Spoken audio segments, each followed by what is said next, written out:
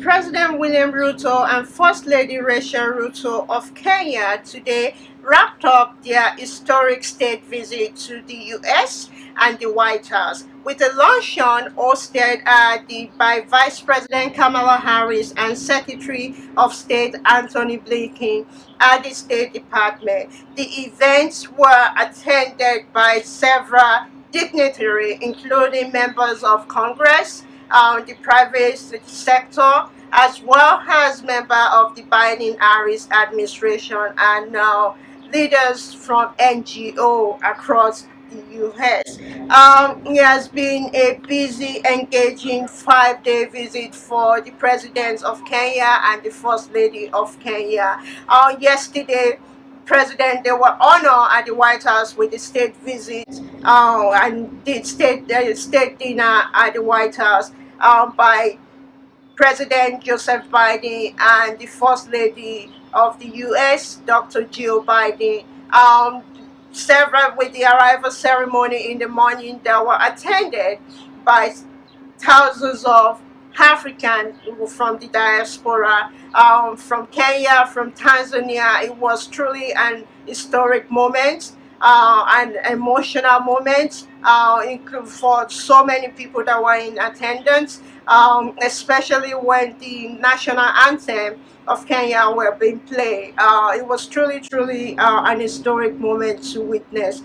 Today, the Vice President Kamala Harris announced a new initiative, a new digital initiative that is meant to spur digital inclusion across the continent, including especially for women that are too often left behind. So, as we know, the Vice President traveled to Africa last year, and she also, while there, she announced several initiated investment in digital technology. While she was in Ghana, she also traveled to Zambia, where she announced climate adaptation investment. While she also traveled to Tanzania. So this built upon the investment that the U.S. have been making, that when President Biden hosted the U.S. Africa Leaders Summit in December 2022, where she invited several African leaders to the U.S. to participate in that event, in that forum, and President Biden pledged $55 billion investment to Africa. Today, earlier before the luncheon, the Vice President participated in a moderated conversation with President Ruto at the U.S. Chambers of Commerce, hosted by the U.S. Chambers of Commerce for Africa, and several business deals and investment were signed between Kenya government and U.S. private sector and the U.S. government as well. Deal include Google, $1 billion investment in digital technology from Microsoft, Marathon Digital Holding as well. Signed a deal, just to name a few of the deals that were signed this morning at the U.S. of Chamber Africa Forum. It has been truly an honor to cover this event this whole week. As the Vice President described this historic state visit in remarks at the U.S. Chamber of Commerce, that history will show an inflection moment in how we are revising and upgrading the narrative of the relationship between the U.S. and the continent of Africa. That's how this visit and what it meant, not just for Kenya and the U.S., but the relationship between the U.S. and Africa, putting Africa on the global stage in a positive way. She also said the investments and the deals that were signed, the public-private partnership, illustrates around our focus, the U.S. focus on the continent of Africa, and for it to be an example as we think about a future forward policy, urging the rest of the world to think, and not just the US, to think about Africa, to change their narrative about the continent of Africa. Here are some highlights from today's event. And I think our audience. So, Madam Vice President, I'll start with you, if you don't mind. So, you have been a leader on Africa policy in the Biden-Harris administration.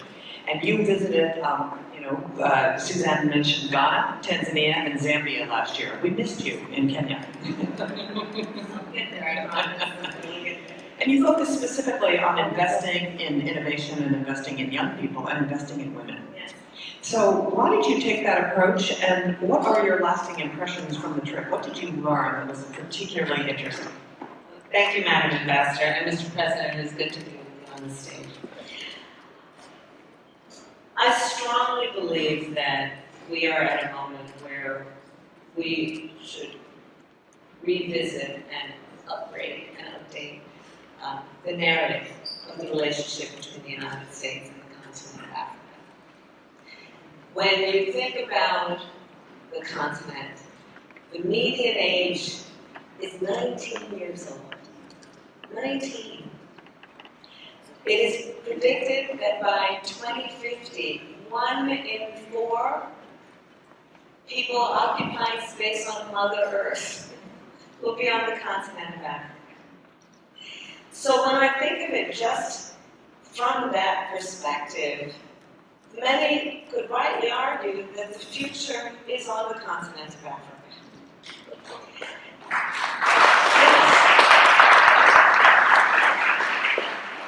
I also think, and I'll speak very candidly here, that we have to revisit and revise the narrative around the relationship in a way that appreciates that ours, the role of the United States, should not be one of benevolence, but of thinking about the relationship in the context of partnership. So it is not about and simply about aid, but about investment. And understanding the capacity that exists and has been proven to be strong on the continent, and therefore is worthwhile in terms of an investment, understanding it will yield a great return on investment.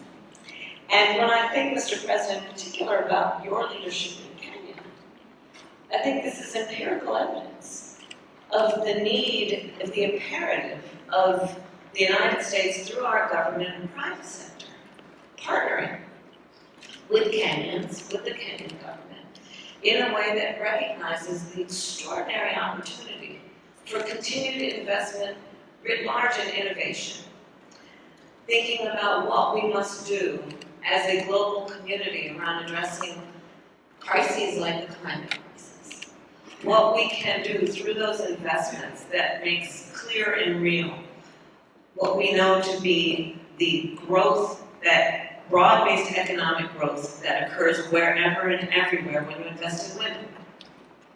And then doing that work through a partnership that also appreciates it is good for American business to be invested in relationships that contribute to global stability. Global stability, of course, results also in global economic stability. And so for all of these reasons, I simply believe it is the right thing to do, not to mention the intertwined history between the continent and our country. But also, if we are going to be at all forward-thinking, it is an imperative. Frankly, as Vice President, I say this as a devout public servant. Sadly, often, our strategy around foreign policy is based on the crisis of the moment. And part of how I think about the future and the imperative of the relationship with African nations is based on a vision that public policy be formed and implemented now based on a vision for the next 10, 20, 50 years. And again, that all brings me back to the continent of Africa and Kenya as an example of vibrant partnership. Great, thank you. You're going to talk a little bit about the progress that you've made and building on the trip that you made to Africa. So maybe you can bring us up to speed on what you've accomplished and how you're feeling about the whole program. I will. First, I just must thank you, Nicholas, for taking up the position of being ambassador. I've known the ambassador for a long time. I say with a bit of bravado, as a Californian, and your work and your groundbreaking work in technology is extraordinary, and this is just the perfect moment that you would step up and serve in this capacity, and I thank you for that.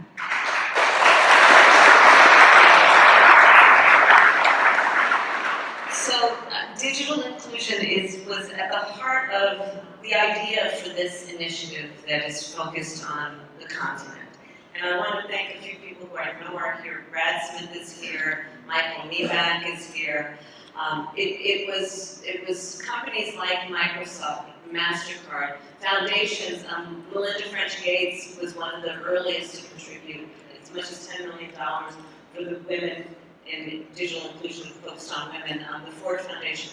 And so essentially, this is how it all happened, is a simplified version.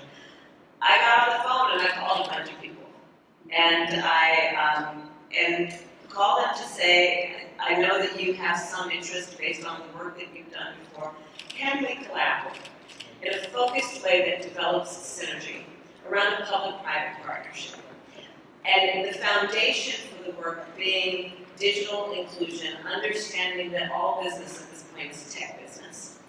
And any business, any economy that is going to grow, much less be sustainable between now and the future, must integrate and adapt and adopt technology in an institutional way. And this includes, as you described, Mr. President, your mother. It includes that it must be the people, not just the governments and the corporations, that understand how the technology works. Another piece of the focus was something I've long believed, many of us do. If we are focused on strengthening economies, one of the smartest ways to do that is to invest in women. The reality is that when you improve the economic condition of women, you improve the economic condition of families, communities, and all society benefits. So a lot of the work then, in terms of the initial design, was to think of it that way. It was also to layer upon the initiative, what are the current crises that we must address in a way that we see opportunity for economic growth. The climate crisis being an obvious one. The climate crisis having a direct impact on agricultural economies. And knowing then that we are developing the most extraordinary smart technology to help farmers. And when they have access to technology, when they are able to get online, the services that are available will help them with crop management, will help them determine what crop they should plant this season based on satellite technology, which can predict the weather for that period of time, so they are not bound by tradition. Technology which helps farmers determine whether there is too much water in drought conditions that are being used on a specific plant, too much fertilizer, which we know has an impact on the climate. All of this is facilitated, these traditions, these traditional ways of either growing or not growing economies can be facilitated, like you said, Mr. President, when we look at the issue of digital inclusion. This very important American Chamber of Commerce Kenya meeting.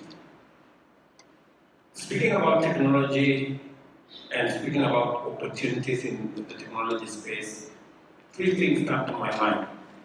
Technology is the facility, is the instrument that we can use to leapfrog Africa from where we are to the next, to catch up, if I may, with the rest of the world. We have the youngest population. That young population is tech hungry. That young population, we have the opportunity to shape it in the direction in which we think it should. And that is why a country like Kenya, we are investing 30% of our budget in education, training, knowledge, skills. We are investing $5 billion every year. And I said earlier, it's money we believe is an investment because it is the single most important asset that we have is our human capital. And as my sister Hamala said, we are looking at a continent that will have a quarter of the world's population by 2050. 40% of the world's workforce will be from the African continent. Therefore, it is not only about labor, and therefore you need a correct quality of labor. It is also about market. The biggest market ever will exist in the African continent. And therefore, technology is the biggest enabler, the biggest multiplier of what can be done. And I see it every day. For example, M-Pesa took Kenya from a banking ratio of I think about 20% and tripled it. Just using technology. Many more Kenyans, including my mother who was not going to school, she operates M-Pesa. She knows how to do it. So that's what happens to many people in Kenya. So we look at technology as an enabler and as a mechanism through which we can use the biggest resource we have in our young people, and we can also use it to better deliver agriculture, health, education, tax collection, government services. In fact, for Kenya, we are moving all government services. When I came into office, we had 300 government services. We've now moved 17,000 government services on the digital platform because that is where the future is. That's how we can be able to efficiently deliver government services, cost-effectively deliver government services, accountably deliver government services. So accountability, efficiency, efficacy, the technology enables us to do all that much more efficiently. Therefore, Madam Kamala Harris, you are focused in the right direction on technology, digital space, young people, women. I think that space is the space that will give us the greatest output as we go into the future. And it is, for example, the reason, just before you came in, we have signed in to $1 billion investment using American technology from Microsoft, capabilities from G42, capital resources from G42, and renewable energy from Kenya, because Kenya has the extra asset of having tech-savvy human capital. G42 will tell you, and Microsoft, I'm sure they are at this meeting, Microsoft will tell you some of their best human capital come from Kenya. The capacity that we have in public-private partnership is being illustrated around our focus on the continent of Africa. And let it be an example. As we think about future-forward policy, that is where the future is. We in government don't have not only necessarily the depth of the skill, but we cannot pull together billions of dollars, to your point, that we can do with these kinds of partnerships that will have exponential and immediate impact. And I'll just close with this. President Ruto, I think that your trip and your visit, this state visit, is, history will show, an inflection point in how we are revising and upgrading the narrative of the relationship between the United States and the continent of Africa. And I thank you.